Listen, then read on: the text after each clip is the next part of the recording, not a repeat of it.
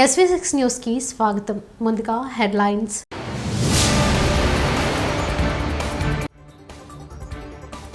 కర్ణాటకలో భారీగా పెరిగిన కరోనా, మొత్తం పాజిటివ్ కేసులు.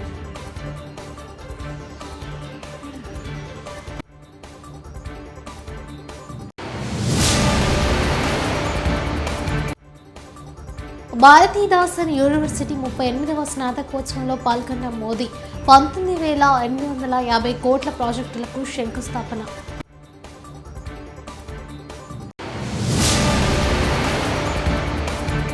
ఈ నెల 4న కాంగ్రెస్లోకి షర్మిల.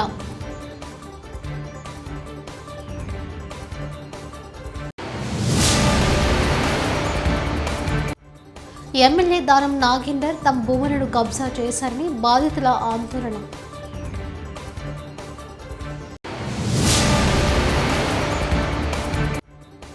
కాంగ్రెస్ పార్టీపై మండిపడ్డ కిషన్ రెడ్డి, కాళేశ్వరం భవిష్యత్తు ఏంటి?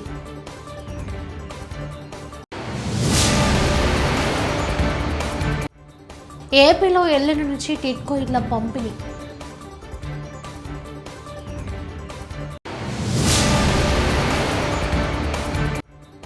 టీడీపీ భవిష్యత్తు కార్యక్రమాల వివరాలు వెల్లడించిన అచ్చెన్నాయుడు.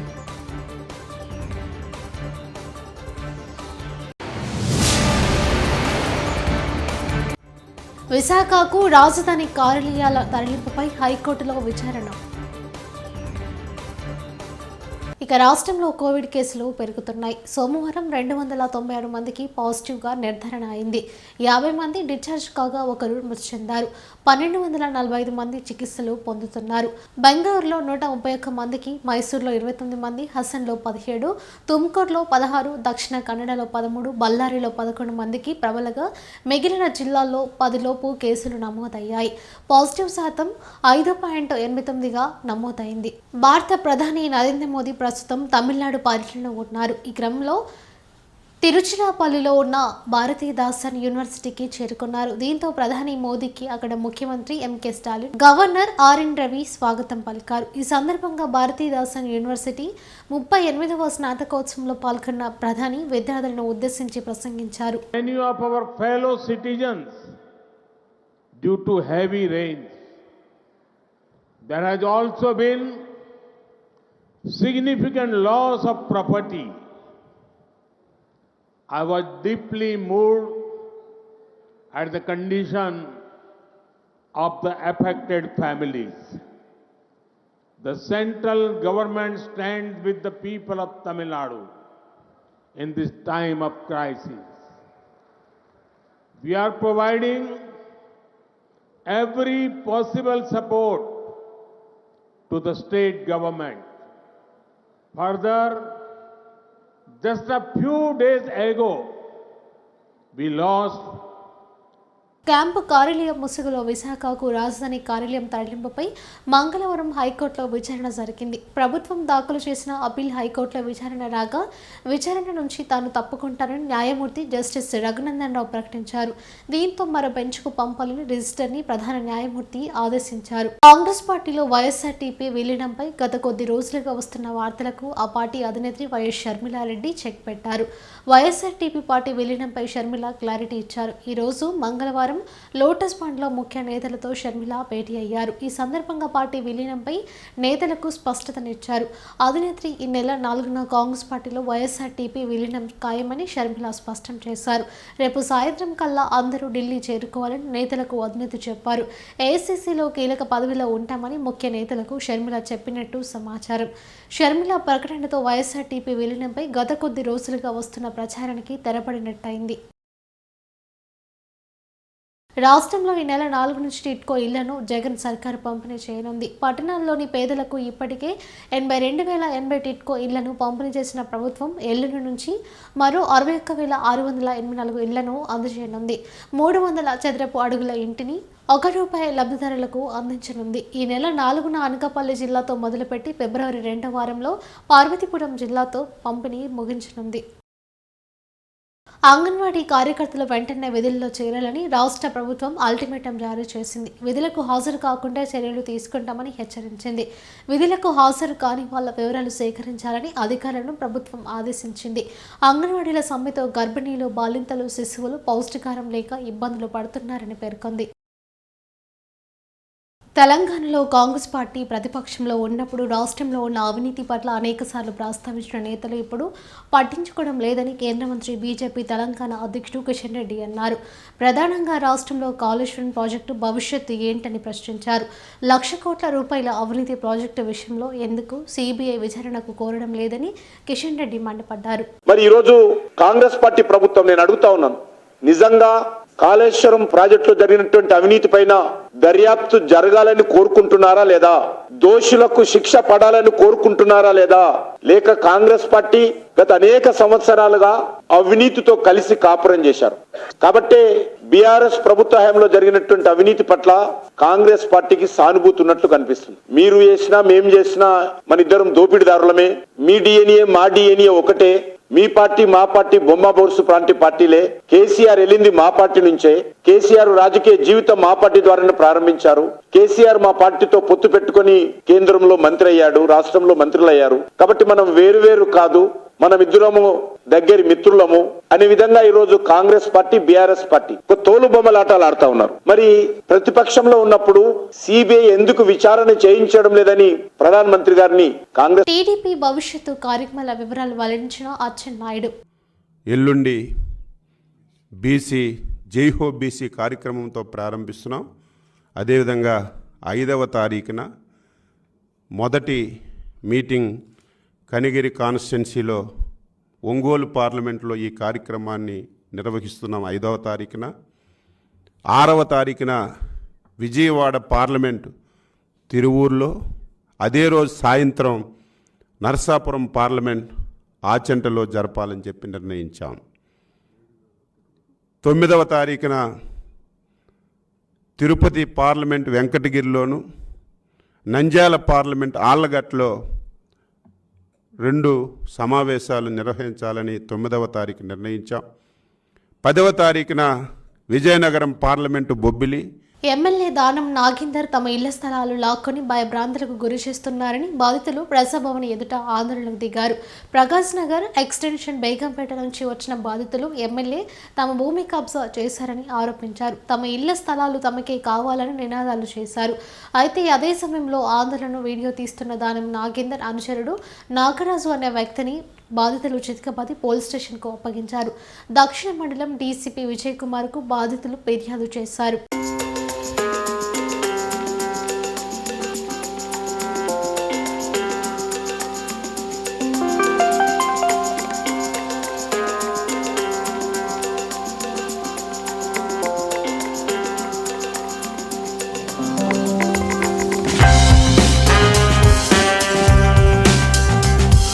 బసవతారకం క్యాన్సర్ ఆసుపత్రిలో నిర్వహించిన కొత్త సంవత్సరం వేడుకలో ప్రముఖ నటుడు బాలకృష్ణ పాల్గొన్నారు. కేక్ కట్ చేసి స్వయంగా చిన్నారులకు తినిపించారు.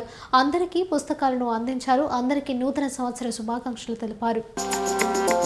దాతలు ఇప్పుడు వెంకటేశ్వర కానివ్వండి, లేకపోతే మేడం తొక్సి గారు కానివ్వండి, పోలవరపు వాళ్ళంతా కూడా టాటా మెమోరియల్, తర్వాత చంద్రబాబు నాయుడు గారు ఆయన వచ్చాక వాళ్ళని, అలాగే ఈ ఎంపీ ల్యాడ్స్ నుంచి డబ్బు తీసుకురావడం, అలా అలా అలా చేసుకుంటూ ఆసుపత్రిని ప్రతి సంవత్సరం ఏదైతే ఈ క్యాన్సర్ వ్యాధులు ప్రపంచవ్యాప్తంగా అంటే ప్రశాంతి వరంగల్ మహానగరంలో బ్రహ్మకుమారి సంస్థ వారు తమ ఆధ్యాత్మిక సేవలను ఆరంభించి 50 వసంతాలు పూర్తి చేసుకున్న శుభ సందర్భంగా స్వర్ణోత్సవ వేడుకలను ఘనంగా జరుపుకుంటుంది.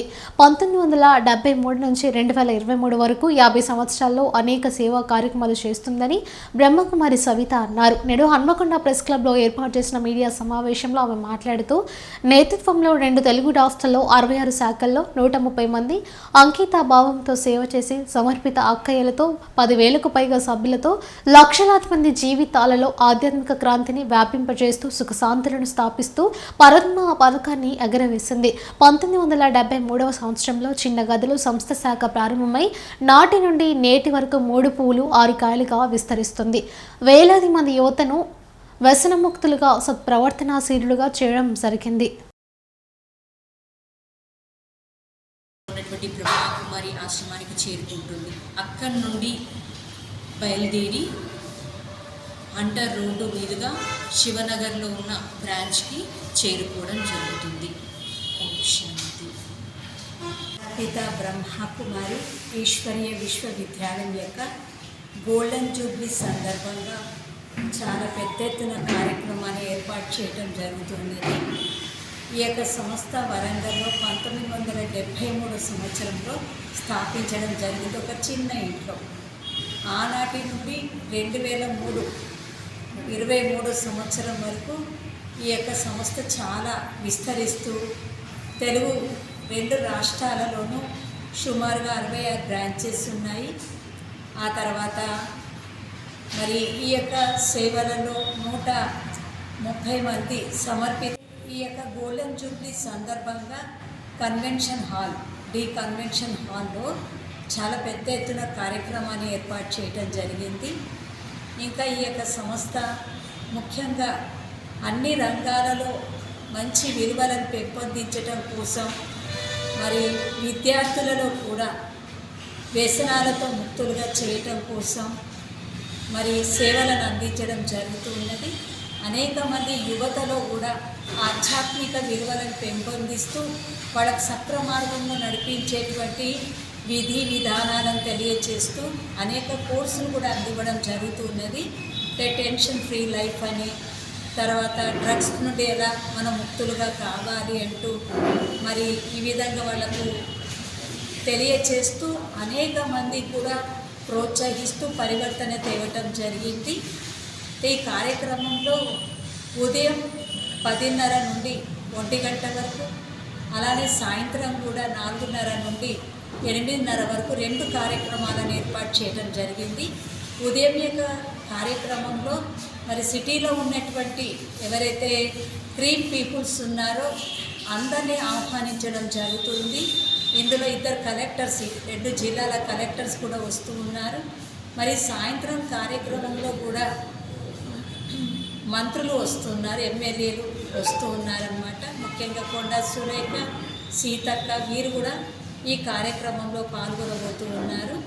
కనుక అనేక మందికి లాభాన్ని కలిగింపచేసేయడం కోసం మెడిటేషన్ క్లాస్ ఏర్పాటు చేయడం జరిగింది. అలానే సాయంత్రం పూట ఆరోగ్యం కోసం మంతెన సత్యనారాయణ రాజు యొక్క క్లాస్ కూడా ఉపన్యాసాన్ని కూడా ఏర్పాటు చేయడం జరిగింది. కాబట్టి మన వరంగల్ జిల్లాలలో ఉన్న వారందరూ కూడా ఈ కార్యక్రమంలో పాల్గొని తమ జీవితంలో సుఖశాంతులను పొంది వారి యొక్క జీవితాన్ని చాలా ఆనందమయంగా తయారు చేసుకుంటారని కోరుతూ అందరినీ ఆహ్వానించడం జరుగుతుంది. ప్రజారోగ్య పరిరక్షణ కోసం ప్రజలకు సూపర్ స్పెషాలిటీ వైద్య సేవల్ని మరింత చేరువ చేసేందుకు శ్రీకారం చుట్టిన జగనన్న ఆరోగ్య సురక్ష 2వ దశ కార్యక్రమం మైలవరం నియోజకవర్గంలో మంగళవారం ప్రారంభమైంది. విజయవాడ రూరల్ మండలంలోని గొల్లపూడి సచివాలయం 1 పరిధిలో ఏర్పాటు చేసిన జగనన్న ఆరోగ్య సురక్ష మెడికల్ క్యాంపును మైలవరం ఎమ్మెల్యే వసంత వెంకటకృష్ణ ప్రసాద్ ప్రారంభించారు. ఎమ్మెల్యే వసంత కృష్ణప్రసాద్ మాట్లాడుతూ గత ఏడాది నవంబర్, డిసెంబర్ నెలల్లో నిర్వహించిన జగనన్న ఆరోగ్య సురక్ష కార్యక్రమానికి ప్రజల నుండి అనూహ్య స్పందన లభించిందన్నారు. ప్రజల ఆరోగ్య సమస్యలకు వారి ఇంట ముంగిటిలోని పరిష్కారాన్ని, వైద్య సేవల్ని అందించాలని ప్రభుత్వ లక్ష్యమన్నారు. వైఎస్ఆర్ ఆరోగ్యశ్రీ చికిత్సల వ్యయం పరిమితిని సీఎం జగనన్న 25 లక్షలకు పెంచారని అన్నారు. రోగి ఆరోగ్య పరిస్థితిని బట్టి అవసరమైన సందర్భాల్లో నెట్వర్క్ ఆసుపత్రులకు రిఫర్ చేసి ఉచిత వైద్య సేవలు అందిస్తున్నారు. జగనన్న ఆరోగ్య సురక్ష కార్యక్రమం ద్వారా పేషెంట్లందరినీ ఆరోగ్య శిబిరాల నుండి సిహెచ్ఓలు, ఏఎన్ఎంలు, ఆరోగ్యశ్రీ నెట్వర్క్స్, ఆసుపత్రిలోని ఆరోగ్య మిత్రుల ద్వారా నాణ్యమైన విద్యా సేవలు ఉచితంగా అందించేలా వైద్య ఆరోగ్య శాఖ చర్యలు తీసుకుంటుందన్నారు. తీసుకున్నటువంటి ఈ నిర్ణయం పేద ప్రజలందరికీ కూడా ఉపయోగపడుతుందని చెప్పి ఆకాంక్షిస్తూ అందరికీ ధన్యవాదాలు. మండపల్లి మున్సిపాలిటీలో ఇంటింటికి నీటి కుళాయి, తర్వాత కాజీ మాన్యంలో డ్రైనేజీ నిర్మాణం, వాటికి సంబంధించి నిధుల విడుదలలో సీఎంఓలు అసంతృప్తి ఉందని ఈ మధ్యకాలంలో మీరు కొంత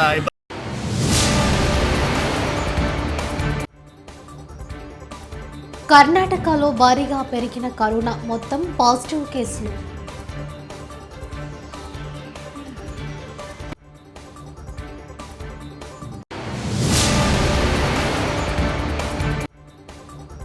భారతీదాసన్ యూనివర్సిటీ 38వ స్నాతకోత్సవంలో పాల్గొన్న మోదీ 19,850 కోట్ల ప్రాజెక్టులకు శంకుస్థాపన.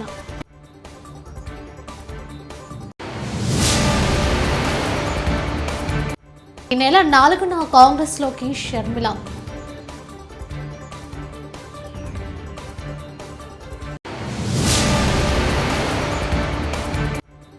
ఎమ్మెల్యే దానం నాగేందర్ తమ భూములను కబ్జా చేశారని బాధితుల ఆందోళన.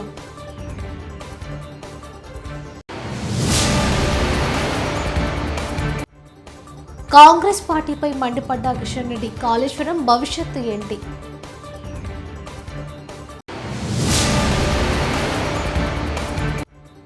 ఏపీలో ఎల్లుండి నుంచి టిడ్కో ఇళ్ల పంపిణీ.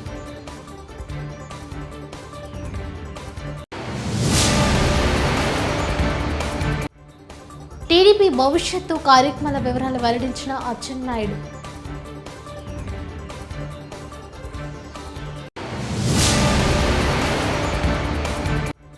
విశాఖకు రాజధాని కార్యాలయాల తరలింపుపై హైకోర్టులో విచారణ.